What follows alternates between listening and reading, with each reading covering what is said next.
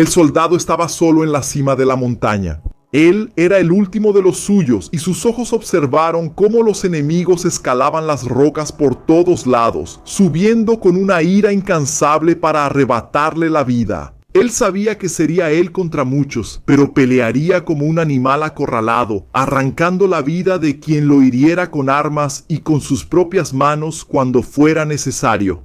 Él era parte de un conflicto de décadas, olvidado por el mundo, donde las emboscadas se hacían en la arena y en las montañas, en combates donde los hombres se miraban a los ojos mientras apretaban los gatillos.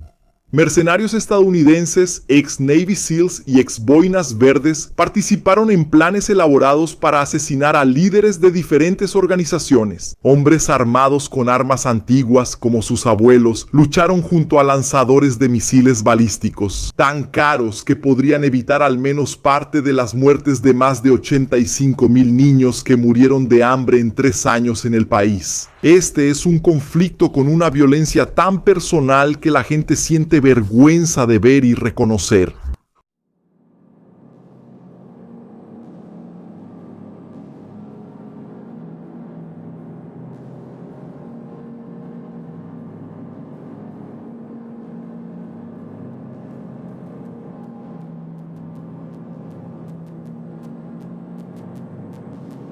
Yemen acaparó los titulares cuando las fuerzas rebeldes del país decidieron atacar barcos que cruzaban el Mar Rojo. La decisión se tomó como una forma de atacar a Israel, que comenzaba los ataques en Gaza en el segundo semestre de 2023 en represalia por los ataques terroristas de Hamas el 7 de octubre. Estos rebeldes, llamados hutíes o Ansar Allah o los partidarios de Dios, eran un grupo chiita con muchos problemas. Al enfrentarse a su propio país, la coalición del gobierno y de los sauditas, además de focos de Al-Qaeda y del Estado Islámico, lograron otro agravio serio que provocó la respuesta de Estados Unidos en 2024 con aviones tomando la noche del Medio Oriente para esparcir más fuego en un país donde la miseria y la muerte ya gobernaban. Pero los problemas de Yemen comenzaron mucho antes, con feudos tribales y religiosos que culminaron en el conflicto iniciado en 2014. La historia del país se mezcla cuando un grupo chiita conocido como zaiditas dominó el norte del país. Por su parte, el sur fue gobernado por sunitas representados por la dinastía rasulida. Ambas partes fueron rivales durante años, pero la dinastía sunita cayó ante los tairidas. Después de ellos vinieron los mamelucos hasta que los otomanos dominaron Yemen. Los turcos permanecieron en el lugar durante siglos, hasta que en 1911 los zaidíes tomaron protagonismo, eliminando a más de 10,000 soldados otomanos en años de combate. Por último, en una tierra que vio llegar e irse a tantas dinastías, presenciaron la salida de los turcos en 1918 después de la derrota en la Primera Guerra Mundial y fueron reemplazados por los británicos en el sur. Los yemeníes incluso intentaron rebelarse, pero fueron aplastados por los ingleses varias veces. Era una época de un Yemen fragmentado, aún con algunos grupos que aspiraban a acabar con el dominio extranjero sobre la monarquía local y unificar el país. En la década de los 60, los británicos se fueron después de no soportar las rebeliones, dejando la República Democrática Popular de Yemen socialista en el sur, con influencia soviética. La unificación solo ocurriría verdaderamente en 1990, después de tantas muertes que llenaron de sangre la arena del desierto que nunca se cansaba de recibirlo todo. Las guerras regresaron en 2004 con un norte descontento liderado por el clérigo disidente Hussein Badreddin al-Hujjah. Él se quejaba de que solo se favorecía al sur sunita. El hecho llevó a combates intensos con el gobierno, que decretó una recompensa por su vida. Al-Hujjah terminó muerto ese mismo año. En 2011, durante la primavera árabe, los líderes Hujjah exigieron la renuncia de Ali Abdullah desde 1999. El poder fue transferido a Abd Rabu Mansur Hadi, quien tuvo que soportar una fuerte presión hasta ser dominado en 2015. Fue entonces cuando los Hujjah disolvieron el parlamento y decretaron el Comité Revolucionario. Pero al presidente Hadi no le gustó, huyó y declaró que la guerra aún no estaba perdida. Así comenzaron los años de intensificación de la guerra. Los Shujaa recibieron apoyo iraní. Las fuerzas especiales de Irán, la Fuerza Quds, especializadas en guerra no convencional y operaciones de inteligencia militar, hicieron su aparición. Hezbollah se hizo conocido por su apoyo. Por su parte, el gobierno de Yemen recibió apoyo directo de Arabia Saudita y de Estados Unidos. El apoyo de ambos lados solo sirvió para afianzar el dominio de la muerte y el hambre sobre la nación, nunca para acabar con el conflicto. Más de 370,000 personas murieron entre 2014 y 2021, de las cuales 150,000 murieron debido a la violencia.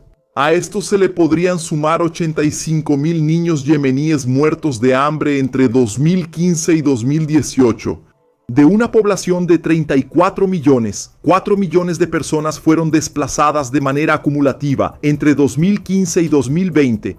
Todo esto en un conflicto olvidado, por el cual no hubo marchas ni manifestaciones. Una guerra, como verán a continuación, con hombres luchando con sandalias y harapos entre las piedras, con Al-Qaeda entrando en ciudades, con el Estado Islámico asesinando a hombres del gobierno, y misiles balísticos que cuestan millones de dólares volando por los cielos.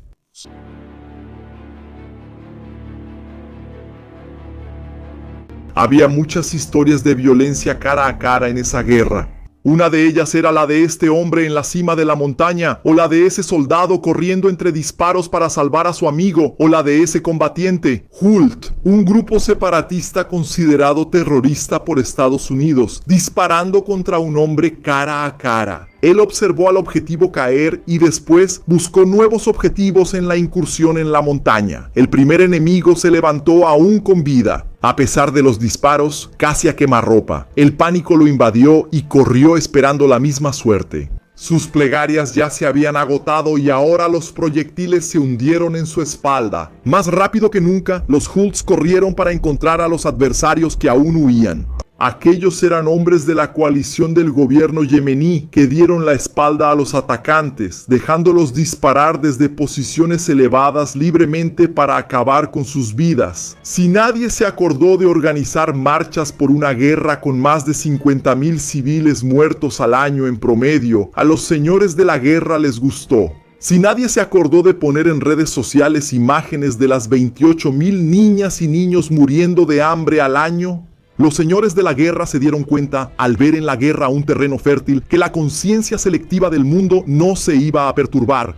Los países de la coalición saudita apoyaron lo que quedaba del gobierno. Con la figura de Hadi como el verdadero líder del país, Irán y sus aliados se pusieron del lado de los Hults. Una de las presencias extrañas en Yemen fue la de Reflex Responsibility Consultants, organización fundada por el ex dueño de la infame Blackwater, grupo mercenario estadounidense que causó polémica en Irak. Fuentes dicen que Eric Prince, el ex Navy SEAL que fundó ambas empresas, recibió de los Emiratos Árabes Unidos un presupuesto de 529 millones de fuerza. Fue creada principalmente mediante la contratación de exoperadores de las Fuerzas Especiales Colombianas y desempeñó un papel importante en la guerra civil de Yemen. Otros grupos se interesaron por el conflicto que las redes sociales ignoraron, como el Spear Operations Group, comandado por exagentes de la CIA y Navy SEALs. Esta última organización se hizo famosa cuando planeó el asesinato de Anselmo, uno de los líderes de la organización Al-Islah en Adén. El partido fue incluido en la lista negra de Arabia Saudita en marzo de 2014 debido a sus vínculos con la hermandad musulmana. En 2015 los mercenarios de Spear llegaron al lugar donde estaría Mayo. Venían en una camioneta blindada apoyada por 2 vehículos militares de los Emiratos Árabes Unidos. Bajaron rápidamente del transporte, con un especialista en bombas dirigiéndose a la puerta del edificio para colocar el explosivo. Otro disparó contra personas al otro lado de la calle, aparentemente para alejar a los curiosos de lo que iba a suceder. Cuando el especialista avisó que los explosivos estaban casi listos, los demás corrieron hacia los vehículos militares. El transporte de la retaguardia se adelantó y rescató a ese último mercenario. Fue entonces cuando la bomba explotó. Ellos abandonaron el lugar y los explosivos de la camioneta también detonaron para acabar con los rastreadores. Tuvo suerte porque había salido del edificio 10 minutos antes. Aún así, tuvieron éxito en los asesinatos de casi 100 personas durante el periodo en que estuvieron activos en Yemen.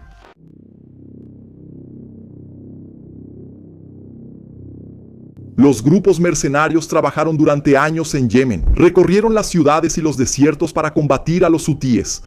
Uno de los puntos fuertes de resistencia contra estos grupos fueron las trampas y emboscadas. Un escuadrón caminó entre el terreno para posicionarse, creyéndose seguro después de que no se avistó ningún francotirador. Fueron observados durante todo el trayecto hasta que pasaron por territorio preparado por los hutíes. La explosión acabó con la vida de más de 14 de los suyos. Una de las características de los combates en Yemen era el terreno con poca cobertura. Todo lo que los defensores tenían eran pequeñas barreras de piedras o sacos de arena donde se ocultaban. Los Holts avanzaron, pisando sobre las piedras con sandalias, a veces agachándose para disminuir la silueta o levantándose y poniendo el arma sobre la cabeza para lanzar fuego de supresión sobre el enemigo. Llegaron como un enjambre fanático, derribando a algunos de los hombres detrás de las piedras. Una vez dominada la primera barrera, corrieron hacia la zona de vegetación, caminando confiados, sin miedo a ser emboscados. Las cámaras siempre estaban presentes para la propaganda de guerra, apuntando en la misma dirección que los AK. Algunos enemigos se rindieron al darse cuenta de que la derrota era segura. Otros soldados resistieron por más tiempo, pero el enjambre ruidoso de las AKs los rodeó.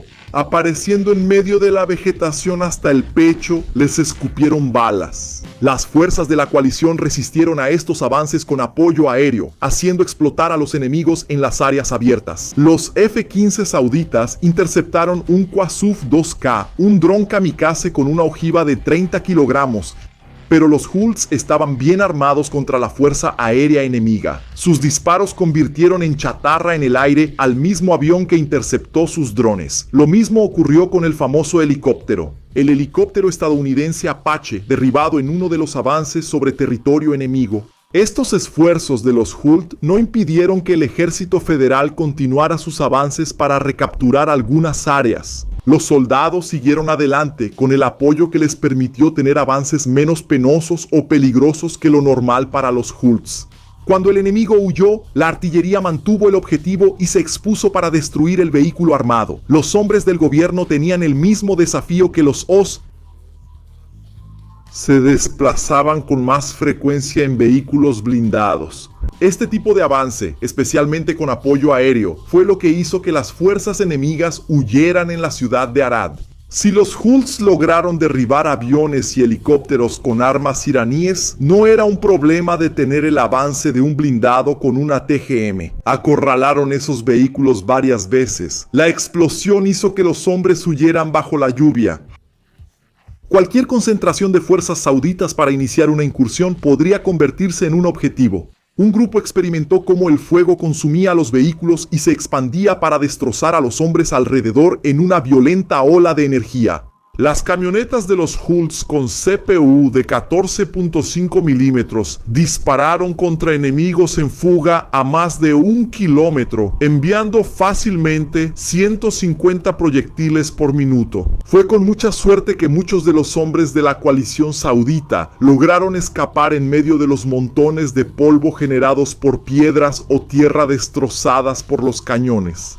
Las fuerzas de la coalición se encargaron de lanzar contra los Hults todo lo que tenían. La artillería fue eficiente al punto de lograr alcanzar grandes grupos en el área abierta del desierto, cerca de las montañas.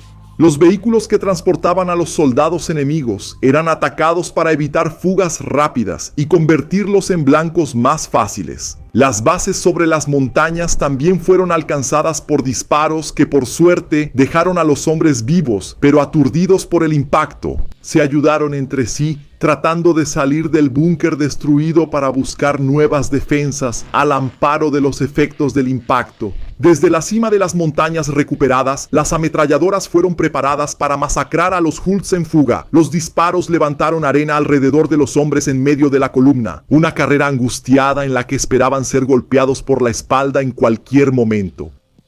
Algunos de ellos cargaron a compañeros heridos en medio de la tormenta de terror que agitaba la arena alrededor mientras buscaban refugio en una tierra tan inhóspita que hasta eso les era negado.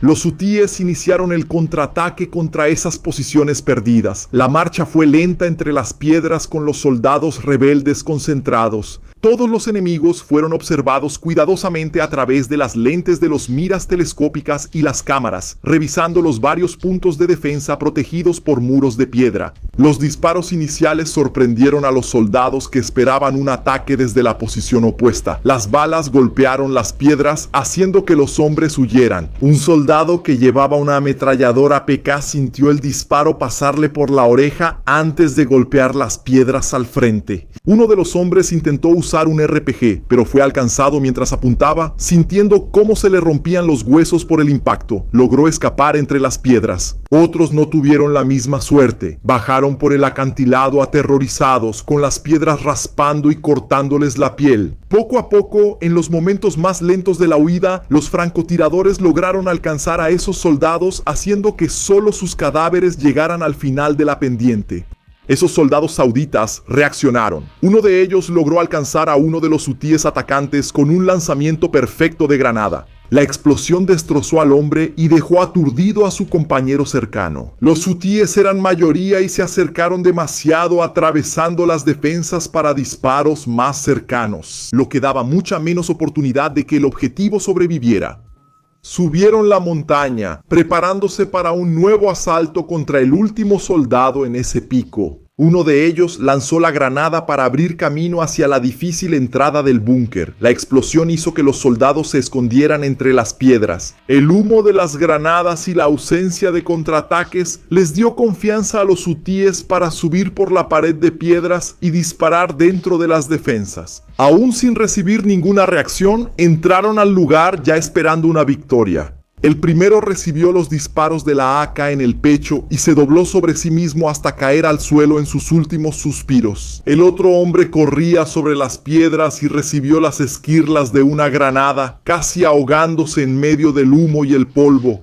Intentó preparar la AK, pero el arma se atascó en sus manos. Cuando el compañero apareció para ayudar, los soldados sauditas surgieron de repente. Los proyectiles destrozaron el cuerpo de aquel que acababa de llegar. Cayó al suelo mientras el otro tuvo que usar el rifle como un garrote contra el soldado.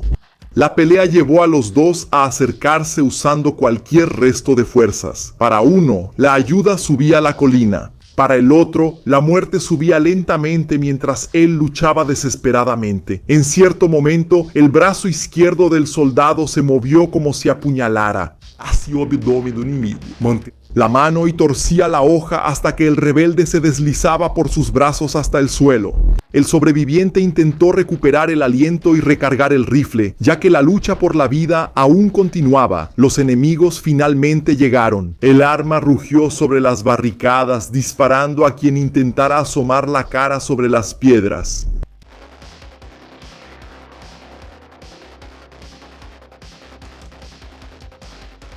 Con la certeza de la muerte, corrió lejos. Los francotiradores esperaban del otro lado disparando.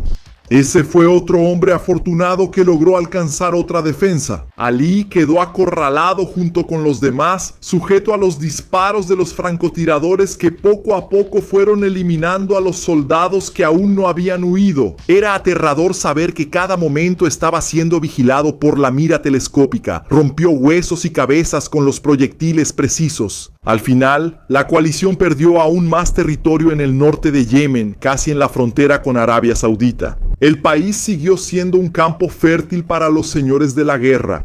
Los 4 jinetes del apocalipsis cabalgaron a sus anchas, con la muerte, el hambre y la guerra ya paseando mucho por el lugar como si fuera un jardín para ver el fruto de lo que habían sembrado. La peste no quiso perder la compañía.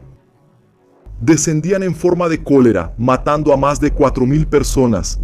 Los titulares solo aparecieron en los periódicos cuando los hutíes atacaron las rutas comerciales en el Mar Rojo. Aún así, el mundo no prestó mucha atención. Parecía que todavía faltaba algo en Yemen para que se hicieran marchas y movimientos para que terminara el terror.